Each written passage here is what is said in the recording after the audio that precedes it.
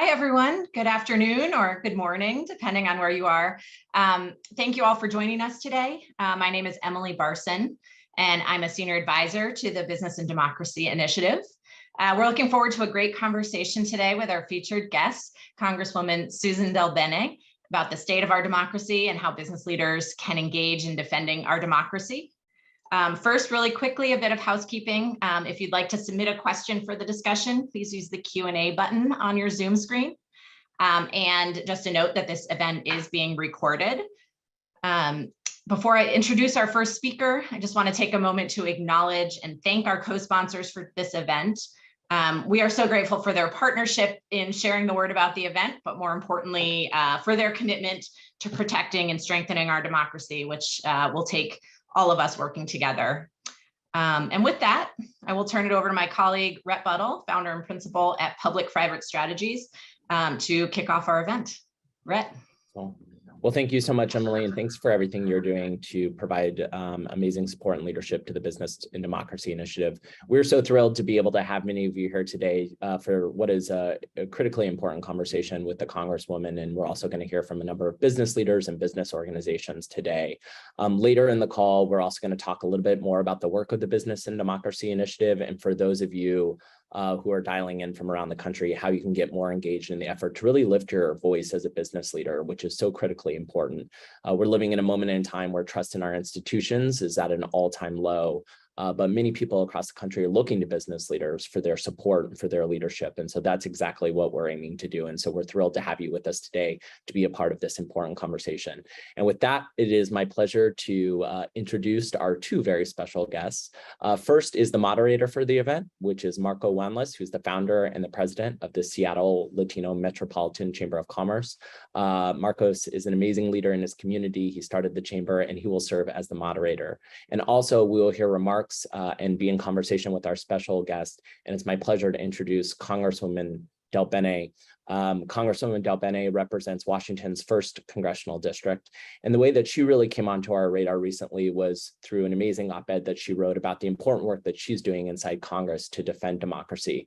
But I think what's also really important about the work that Congresswoman DelBene is doing, in addition to the important committee she sits on and her daily work, is that she's been a successful entrepreneur. She's been a business leader. And so for many of us on the call today, she's walked in our shoes. She understands the important role that the private sector can play. And so we're thrilled to have the Congresswoman with us today to be a part of this conversation. So with that, it's my pleasure to turn the conversation over to the Congresswoman to provide opening remarks. Thank you so much for being here. Thanks, Rhett. I appreciate it, Emily, Marcos, everyone. I want to thank the Business and Democracy Initiative for inviting me and for this really important discussion. I'm really excited to see so many business leaders here with us who want to be part of protecting our democracy. We all understand the critical crossroads that we're at right now.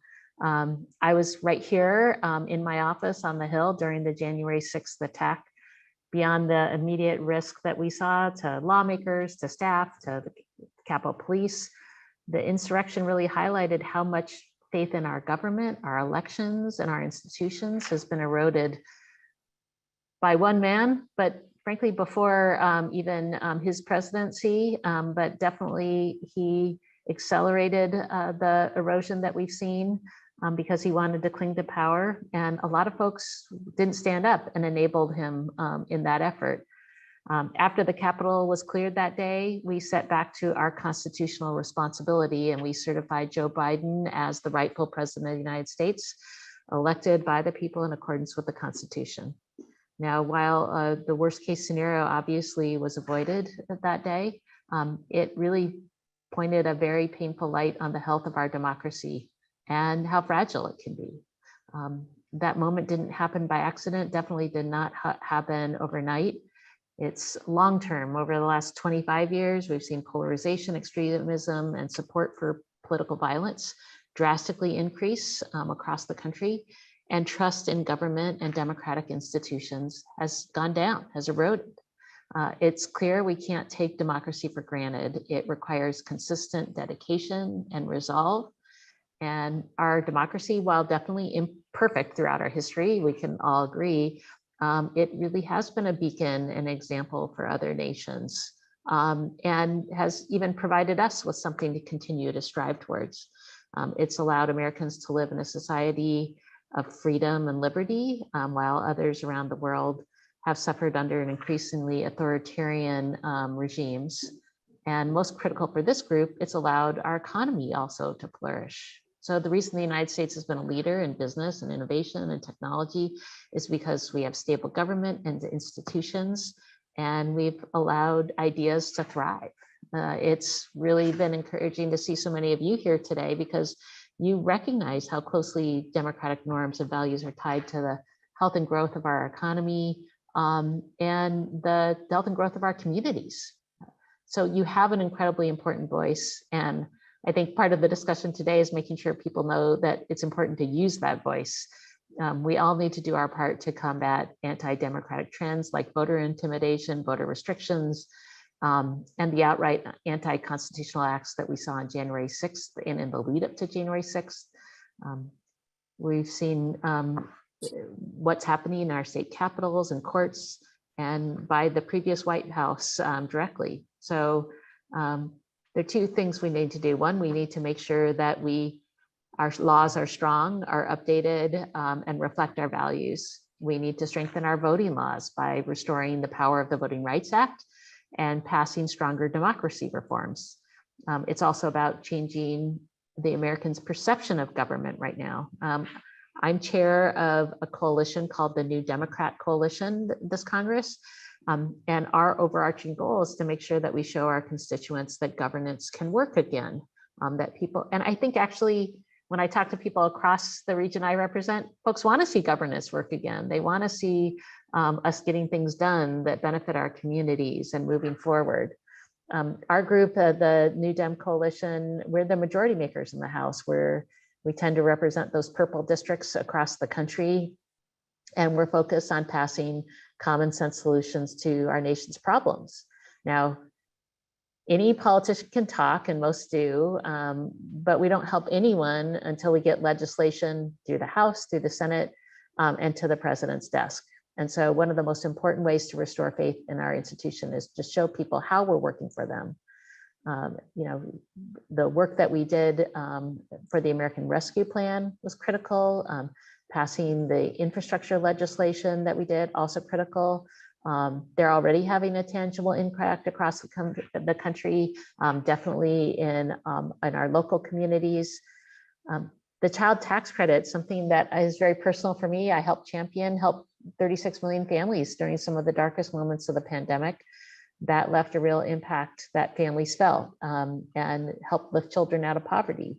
So looking forward, I'm going to continue to push for legislation that will help lower the cost of prescription drugs, keep healthcare coverage premiums affordable at a very minimum. There's so much that we need to do. We're also focused on moving legislation for chips and investing in innovation and competition so we can support domestic semiconductor production, where we have a lot of challenges with supply chains right now. We can ease long-term inflationary pressures and help keep us ahead of China in the 21st century. So on all these areas, it's important that your voices are heard. And it's a lot about, I think, what our conversation is going to be about today. We always have to be clear that the health of our economy and our democracy really it's shared, and it's a shared, inseparable future. So I'm excited for today's discussion, and know many of you have sent questions in advance. So let me turn over to Marcos and we can get to those questions. Thank you. Thank you, Senator, and definitely welcome. And thank you for the Business and Democracy Initiative for hosting this Zoom meeting with you today. Thank you also to Red Bull, the founder of the Public-Private Strategies, who all of them are making this Zoom possible today. And because of them, and we can hear you and hear your thoughts on democracy, very important at this time of our lifetime. of this very historic moment that we're living through. And thank you for your remarks. Again, my name is Marcos Juanles. I am the president and founder of the Seattle Metropolitan Chamber of Commerce. We bring greetings from Seattle all the way to Washington and all the way to the country. This is a beautiful state. We invite you to come and visit and do business with us. Congresswoman, I would like to start with, we read your recent Newsweek piece and shared with the participants at this event, why are you leading the New Democrat coalition, and why do you see the New Democrat as a key line of defense, as you said, against extremism? Can you elaborate? Absolutely. So, one of the main goals that I have as chair of the New Democrat Coalition, and to be clear, we're 99 members of the House Democratic Caucus. We want to show that governance can work. We are the majority makers in the House. As I said, we represent those swing districts across the country in many cases. So when we have a strong coalition, that's what gives us the majority in the House of Representatives. And I think folks are always been very serious about passing legislation that addresses the issues that families, small businesses, that our communities are facing. In 2018, the New Democrats made the House majority because we ran on kitchen table issues, including lowering healthcare costs, strengthening the middle class, cleaning up government, and we continue to move forward on those issues and so many more because Americans voted for us to work on those priorities, and also to maintain and voted for us to maintain our majority in 2020. So some of that's bipartisan policy, like we've seen with the infrastructure legislation we passed to help create jobs and strengthen our economy, the work that we continue to do to address affordability that's impacting so many families and businesses. We focused on helping get our communities through the pandemic, which was unexpected. And again, when we show governance and work, it's not just the predictable things, it's also addressing the unpredictable things that we've seen. And we passed strong legislation like the American Rescue Plan to really help our families and businesses get by. And so there's more we need to do, but we need to understand the challenges we face. We need to act, we need to learn, and then we need to continue to move forward like all of you do in your businesses. Yes, yes. And on that line, talking about democracy and talking about how it's perceived and the actions that are happening, we have seen people so engaged on issues. For example, the mass protests around immigration several years ago, and in the women's marches at the beginning of the last administration. And yet, when we don't see any tangible process, as in new amendments, new laws, it seems like our democracy isn't being responsive to the majority. Can you explain this apparent disconnection? Absolutely. And, I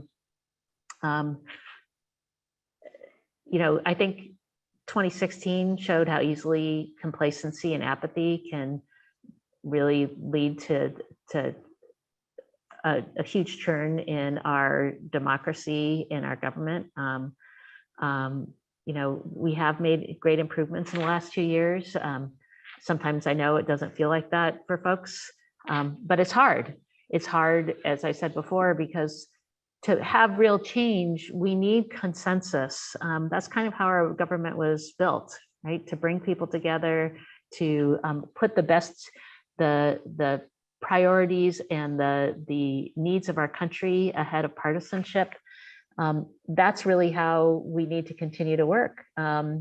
We passed important legislation, as I talked about, on infrastructure and the American Rescue Plan, but we need to continue to move forward on critical issues like voting rights. Move forward on that, we have to share those values. And really those values are reflected in the elected leaders that come serve in Congress. That really means people's engagement in our democracy is so important, because it's when people show up to vote, if people show up to vote, they have a huge say in who their representatives are at all levels of government. I'm obviously in the federal government, but at all levels of government. And that is kind of then you can hold leaders accountable about whether they are meeting your values. I think that the apathy where people don't engage in our democratic process and feel like that's an important responsibility. They let others decide, and that can have a really damaging impact. I see. And exactly taking into account those last words, how would you advise business leaders to stay active and not be discouraged in their advocacy?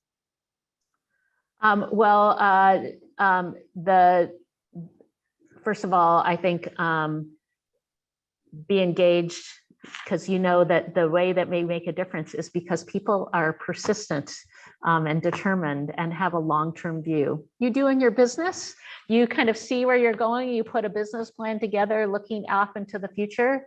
You need to think about that engagement in the community too. Understand that unfortunately, sometimes change does not happen quickly.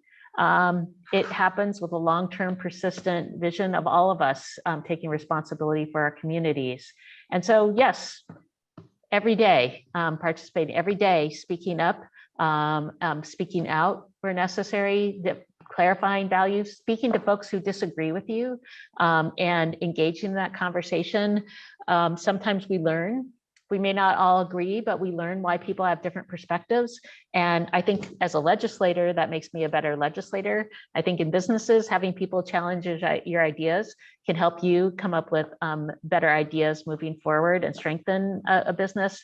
I think we need to do that in government too, make sure we're listening, challenge ideas, but then deciding and moving forward. Businesses can't continue to live in limbo. Our democracy can't too. We need to decide and move forward. People have to be consistently engaged in that process. Yes, and now on the other side of the coin, Congresswoman, how can you help support business leaders to move and to go forward their advocacy efforts? I think that as people engage with their representatives and government leaders, we can talk about issues that are important and understand what the best solutions are. Sometimes those are pieces of legislation that we need to pass. Sometimes they're not. Sometimes they are issues that have to be brought up in our community. Sometimes they're actions that members of our community take to address and kind of show potential solutions or address issues directly, but it's a collaborative process. So I think engage, know who your elected leaders are, engage with them. I spend a good majority of my time talking to folks throughout my district, throughout our region about issues, about the challenges they're facing, the opportunities they see, what's working well, what's not. And I think that enriches not only the knowledge base that I have in terms of that I bring to the table on legislation, but I think in reverse, it also helps others understand some of the challenges we face or differing point of view, and kind of helps engage you in being a part of the solution. Well, we appreciate that very much. We know that you have to go and vote. And I vote do. for My democracy. very important So responsibility. we want you to definitely go and do that. And we are very appreciative of having this conversation today. We hope this is the first one of many to have with the industrial leaders, with the entrepreneurs. And we want to definitely thank you on behalf of the Business Democracy Initiative, on behalf of Redbird and the founders of the Public-Private Strategies and the Latino Chamber of Commerce and the United States Chamber of Commerce. We would like to thank you very much for this conversation. And we want to, again, keep this channel open to hear your voice and to be able to reach you too. Absolutely. I appreciate it. I'd love to come back again. Thank you so much, everyone. Take care. Thank you. And with this, I will now pass it on to, it's going to go to, let me check my thing here, Sarah Bonk. Sarah Bonk, please join us. Great. Thank you so much, Marcus. Thank you to Rhett, Emily, and the entire Business and Democracy Initiative community that you've brought together. I'm delighted to be part of this. And, even in her absence, thank you to Representative DelBene for her comments. Before I share a few thoughts and responses to the conversation that we just heard, I'd like to give everyone a little context about where my perspective is coming from. So Business for America is a business membership organization, kind of like a trade organization. We work with companies of all sizes, industries, and locations to take action in support of protecting and promoting democracy. And in fact, we only work on the issue of democracy with a nonpartisan approach. Prior to Business for America, I was a businesswoman, including nearly 15 years at Apple. So I'm definitely coming at this with a business lens like most of you on this call.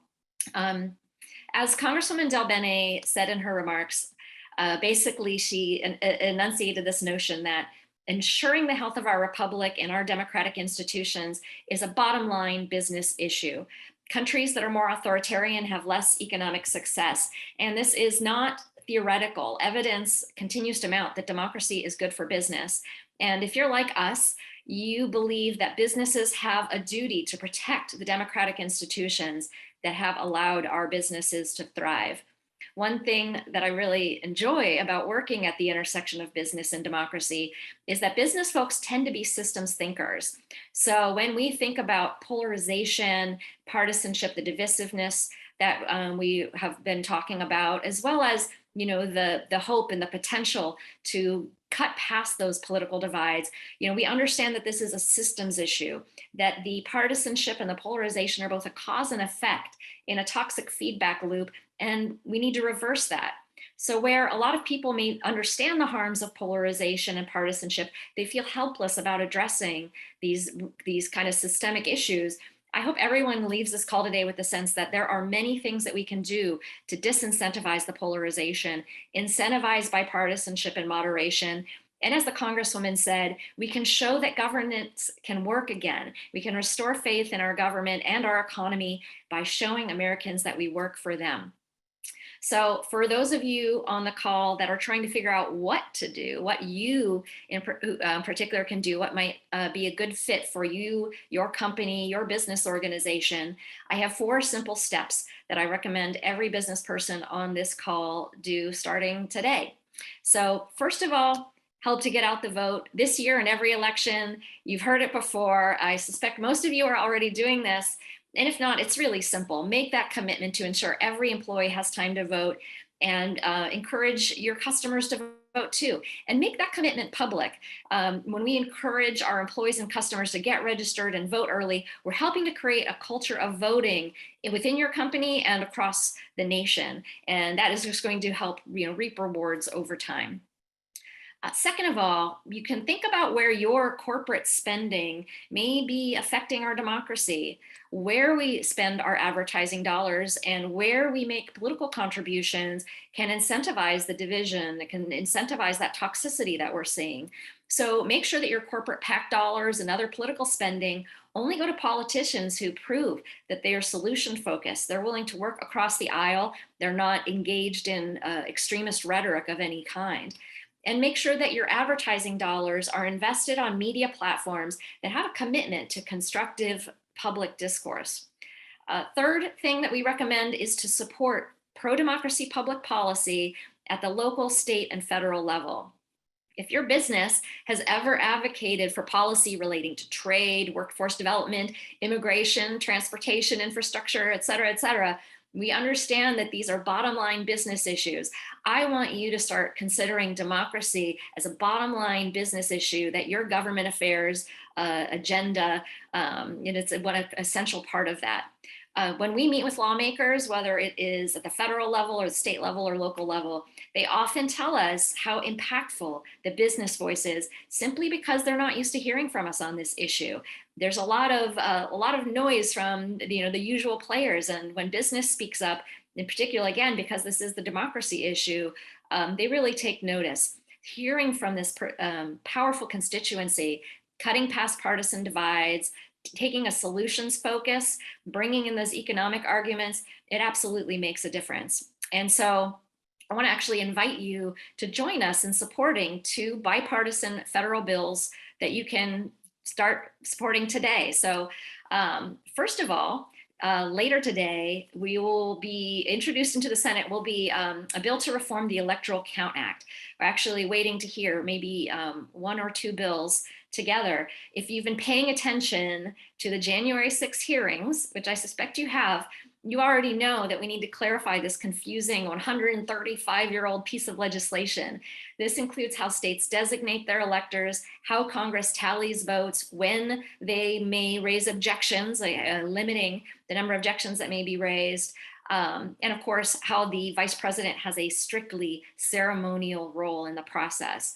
We may also see provisions to establish federal criminal penalties for threatening election workers, appropriation of federal funds for states to improve election cybersecurity, and hopefully addressing the barriers to effective presidential transitions that were highlighted by the 2000 and 2020 elections in particular.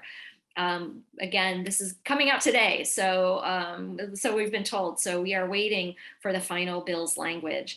The bill, I can say that there is already bipartisan support behind the scenes and in the Senate. And with your company's signature, we hope to achieve a filibuster-proof majority and get it done this year. So our letter to Congress will be ready to sign later this week on our website.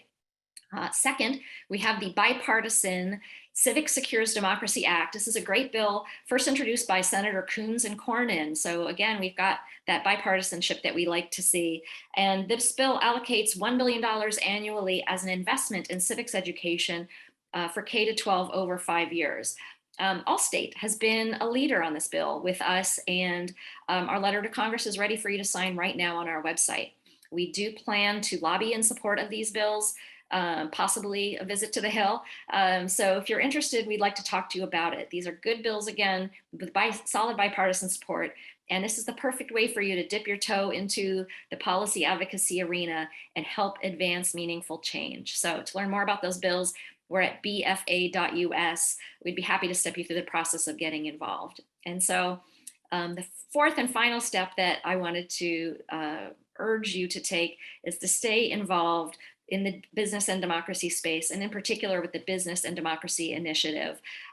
This is an evolving field, a growing movement, and you can be part of helping to make these things happen. And there's not one size fits all for business engagement. What matters most is that you have courage and you take action, whatever action is right for you personally, for your company, for your business organization. Our future depends on us figuring out how to overcome political polarization. I can't underscore enough how essential this is, that our future genuinely relies on us being able to get our lawmakers to work together, protect our democratic institutions, and solve the issues that we're facing. We need to have a government that really works for the American people and American businesses.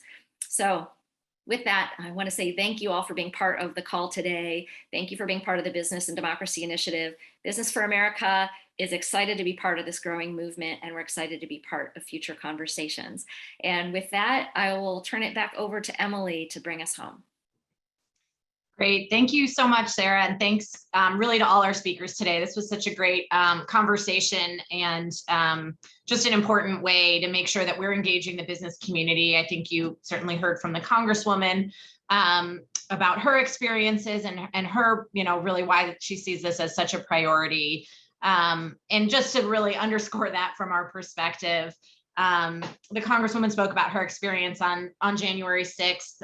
You can see some of the stats here, such a perilous moment for democracy with the public opinion showing large numbers of people not having confidence in the outcome of the 2020 election, such a small confidence in the government and in the institutions. So I think we see all of these pieces really as so interconnected: the voting rights, the loss of confidence and trust in our democratic institutions, and the need for players like leaders within the business community to stand up.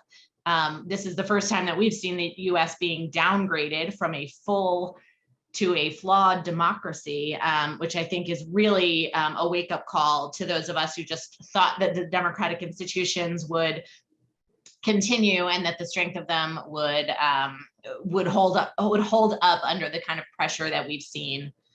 I think Sarah, as well as the Congresswoman, did a great job showing why this is such an issue that we think businesses should care about, and not just care about, but really need to engage in. That a well-functioning democracy and political stability with trusted institutions is core to all the things that make businesses successful, whether that's large corporations, small businesses, and entrepreneurship, and just the ability to get investment, to have the confidence in the business environment and in the economy to uphold that success.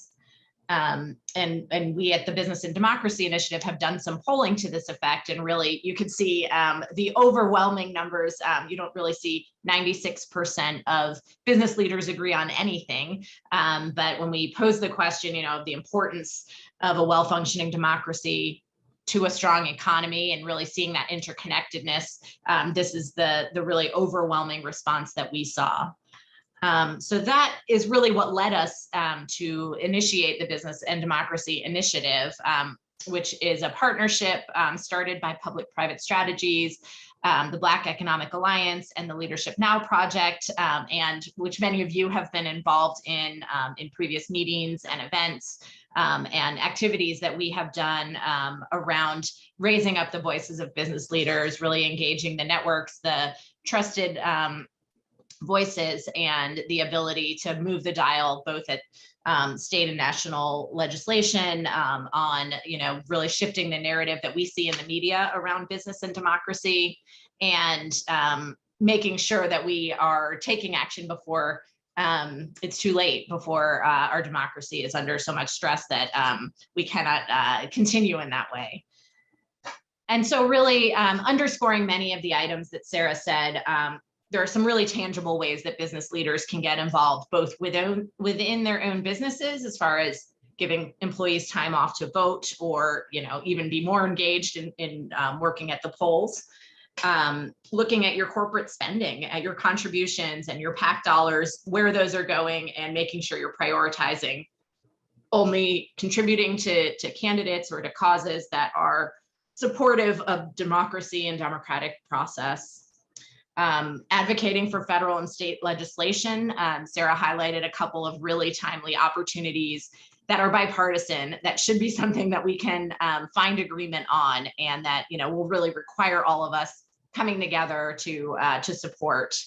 And looking at beyond just candidate donations, ways that we can support some of the nonpartisan elections infrastructure and voting systems that are going to be needed to have a strong election system, to have the integrity and the confidence in the vote that we need to have. So finally, hopefully you've got this link from the invitation and the information that was shared with you. But we'd love to have you all sign up at our website. We'll let you know about opportunities like this or other ways that you can get involved, calls to action around legislation and other organizing opportunities for business leaders. That's businessanddemocracy.org. And we'll also share that with all the participants following this event. So I want to thank you again for spending some time. I know no one has enough time and no one's looking for more opportunities to be on Zoom. So we really appreciate you prioritizing this and the importance of this issue for all of us as we move forward. Feel free to reach out to us through our website. I'm sorry that the Congresswoman's vote schedule precluded her from taking all of the questions that were raised, but we will certainly continue to have this discussion and look forward to your continued involvement. Thanks so much. Have a great afternoon.